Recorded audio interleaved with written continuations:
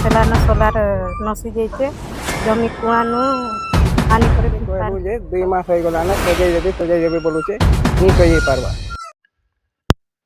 संबलपुर जिला कुचिंडा उपखंड जमनकिरा ब्लॉक गुंड्रुचुआ पंचायत महिजुरिया पड़ावासी पानी पाई डहल विकल होई जमी कूओ पानी व्यवहार करुछंती।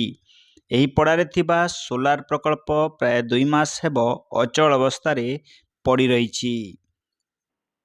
ग्रामवासी बारंबार स्थानीय सरपंच को अभियोग कले मध्य पंचायत पक्षर यार मरामती पाई कोनोसी पदक्षेप निया जाउ नै बोली ग्रामवासी अभियोग करिसंती।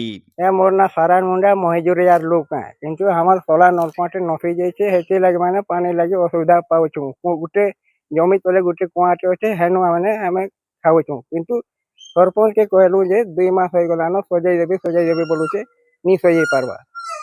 किंतु हे नलपा जदी सजाई देते हेले हमके माने सुविधा हेले हेता खरा मास के एपरिकी पड़ारे पानी पाई अन्य कोनोसी विकल्प नथिबारु पड़ावासी बाध्य होई जंगल भितरे थिबा जमीरे थिबा एक खोला कूअरु पानी व्यवहार करुछंती।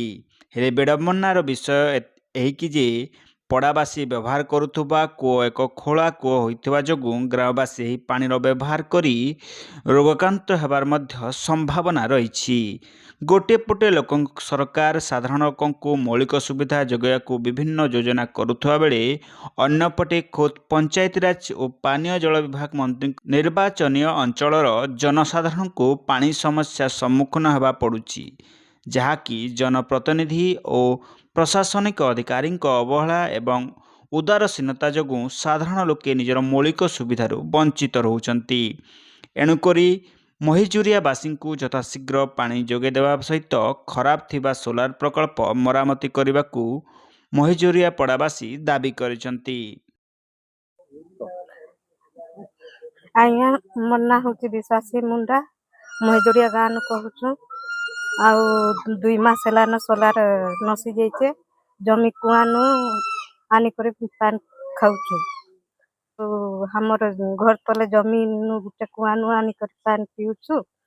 ई खरा मास लागी सोलार टा टिके आसी करी बनी देले हमें ई खरा दिन में भल पान टिके पाई पारमु। ए संपर्क में गुंड्रुचुआ सरपंच सुरक्षा मुन्ना सहित जोगाजोग होई न पारिथिबारु जमनकिरा वीडियो को पचिबारु आम पाखरे किंबा RWSS पाखरे कोनोसी अभियोग आसी नाही मु आपणक ठारू अवगत होउछि बोली कहिसंती। ता सहित 2 रु 3 दिन मध्यरे एही समस्यार समाधान करी तांको पानी जोगाई दिया जिवो बोली निजर प्रतिक्रिया रखिसंती।